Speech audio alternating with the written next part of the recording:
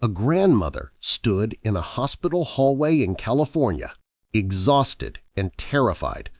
Her newborn grandson was in the emergency room, fighting for his life. The medical bills were piling up faster than she could count. Her family had never been well off, and this emergency was going to bankrupt them. Then she saw him, Elvis Presley, walking down the same hospital corridor. He was there for something minor, a splinter removal of all things. She was a huge Elvis fan, but in that moment, meeting her idol was the furthest thing from her mind. She was drowning in fear and medical debt. What happened in the next 30 minutes would change her family's life forever. When she went to check out of the hospital, the nurse would tell her something that made her break down crying in the middle of the hallway. Elvis Presley had done something so generous, so unexpected, that this family would tell the story for the next 50 years. And when her grandson grew up and found out what Elvis did for him, he would cry tears of gratitude for a man he never met.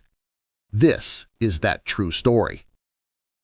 It was the early 1960s in California. The exact year isn't recorded, but the story has been verified by family members who lived it. A young woman had just given birth to her first child, a baby boy.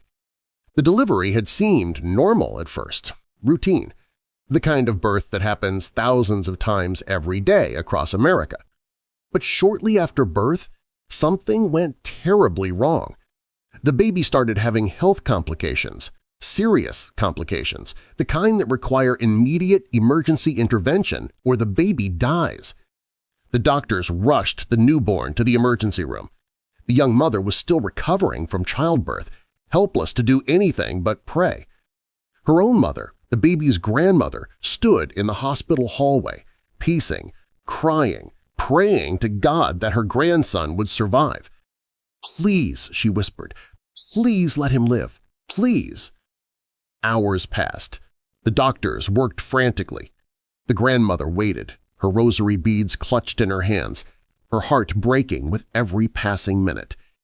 Finally, a doctor emerged. "He's going to make it," the doctor said. "It was close, very close, but we stabilized him. He's going to be okay." The grandmother collapsed against the wall, sobbing with relief. Her grandson was alive. That was all that mattered. Then the doctor said the words that turned relief into dread. "However, the procedures we had to perform were extensive. Emergency surgery, intensive care, specialized treatments. I'm afraid the costs are going to be substantial." "How much?" the grandmother asked. The doctor gave her a number. It might as well have been $1 million. The family didn't have that kind of money. They didn't have insurance that would cover this. They were working-class people, living paycheck to paycheck. "We'll figure it out," the grandmother said, though she had no idea how. "We'll pay whatever we need to pay, just save my grandson." "We already did," the doctor assured her, "but you'll need to speak with billing before you leave." The grandmother nodded. She'd worry about the money later. Right now, she just needed to see her grandson alive. After spending hours with her daughter and newborn grandson, making sure they were both stable and recovering, the grandmother stepped out into the hospital hallway. She needed air, needed space, needed a moment to process everything that had happened. The hospital was relatively quiet. It was late evening. Most visitors had gone home. The fluorescent lights hummed overhead. The smell of antiseptic hung in the air. The grandmother walked slowly down the corridor, her mind racing with worry. How were they going to pay these bills? How long would they be in debt? Would they lose their house? Then she saw him, Elvis Presley, walking down the same hallway, accompanied by 2 members of his entourage. The grandmother stopped dead in her tracks. She was a huge Elvis fan, had been since she first heard Hound Dog on the radio. She had his records, watched his movies, dreamed of meeting him someday. And here he was, in the same hospital, walking right toward her. But the grandmother was emotionally exhausted. Her grandson had nearly died. Her family was facing financial ruin. Meeting Elvis Presley felt surreal and almost irrelevant compared to everything else happening. Still, when Elvis got close, she found herself speaking. "Excuse me," she said quietly. Are you Elvis Presley?" Elvis stopped and smiled, that famous crooked smile that had charmed millions. "Yes, ma'am," he said politely. "I am." "I'm a big fan," the grandmother said. Then she laughed weakly. "I'm sorry. That's such a silly thing to say right now. My grandson was just in the emergency room. He almost died. I'm not thinking straight." Elvis's expression immediately changed from polite pleasantness to genuine concern. "Is he okay, your grandson?" "Yes, thank God. The doctor saved him. But," she paused, not wanting to burden the stranger, even if he was Elvis Presley, with her problems. "But what?" Elvis pressed gently. "The medical bills. We don't have much money, and the bills are going to be enormous. I don't know how we're going to pay." Elvis was quiet for a moment. Then he asked, "What room is your grandson in?" The grandmother told him. "And your daughter, she's recovering well?" "Yes, she's exhausted, but she's going to be fine." Elvis nodded. "I'm glad to hear that. You've got a strong family." Then Elvis did something unexpected.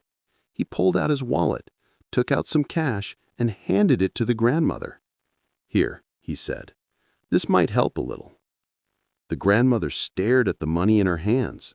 It was more cash than she'd seen in months. Tears filled her eyes. "I can't accept this," she said. "You don't even know us." "You're a mother and grandmother who almost lost someone you love. That's all I need to know. Please, take it."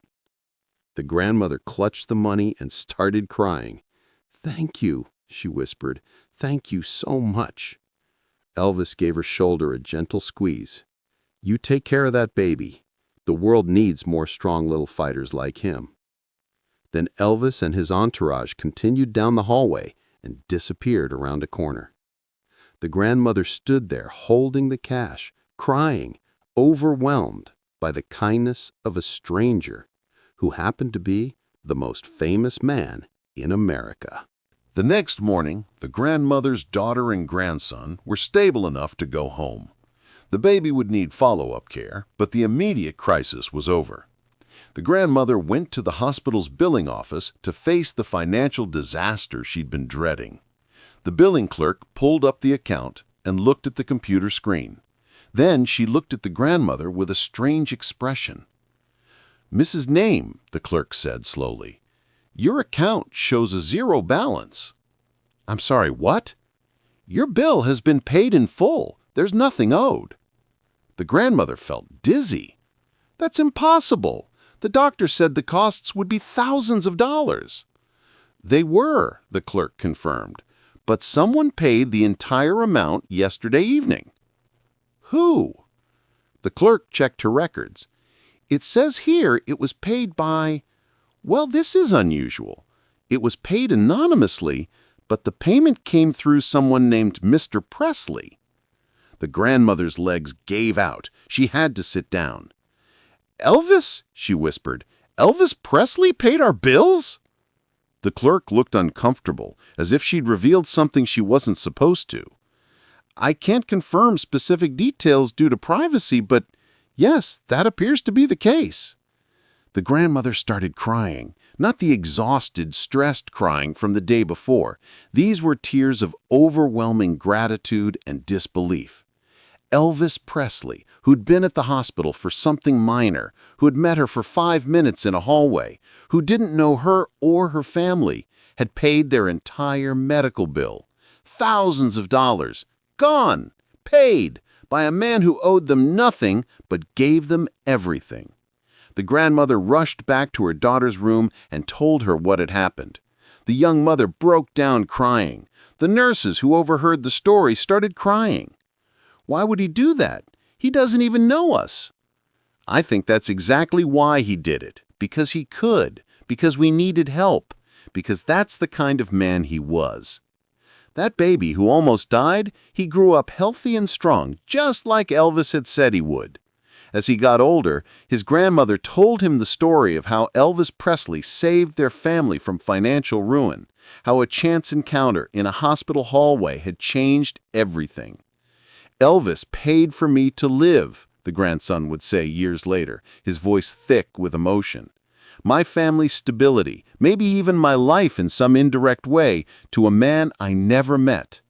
The family has told this story for over 50 years. It's become part of their family history, passed down through generations.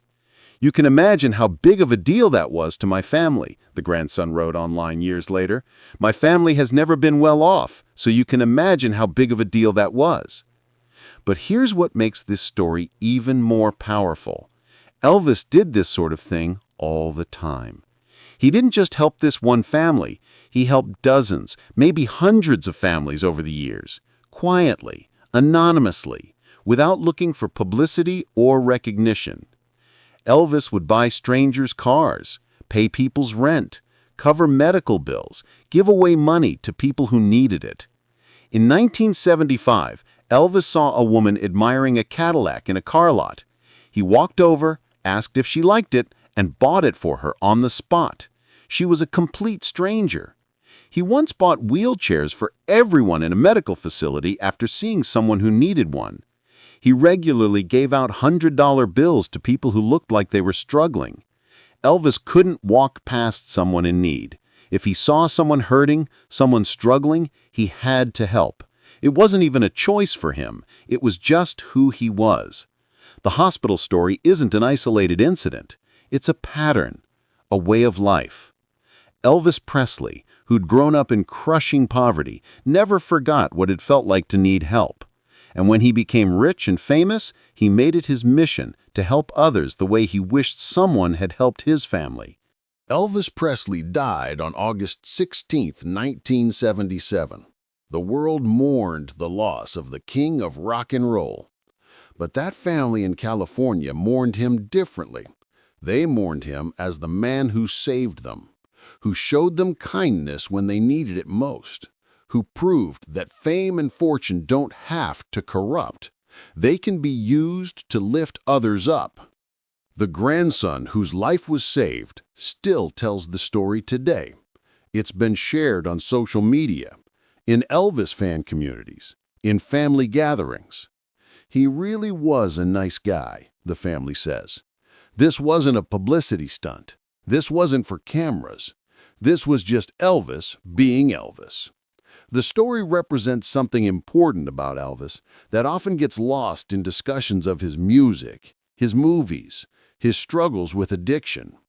At his core, Elvis Presley was generous, compassionate, empathetic.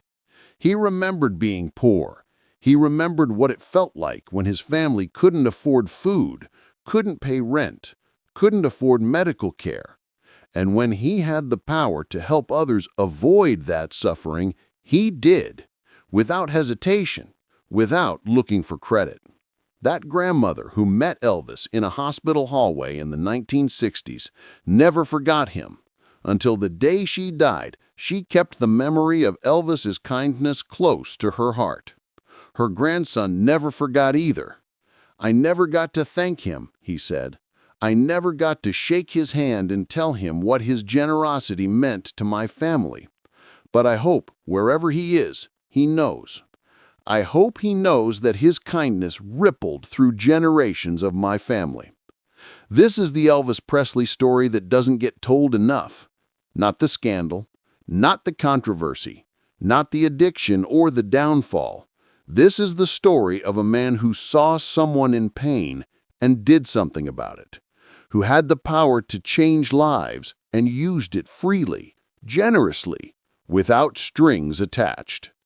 A hospital hallway, a chance encounter, a gesture of kindness that changed everything. That's the real Elvis Presley. If this story touched your heart, subscribe and hit that like button. Share this with someone who needs to remember that kindness matters, that generosity changes lives, that one person can make a difference. Have you ever been helped by a stranger? Let us know in the comments. Ring that bell for more true stories about the real Elvis Presley.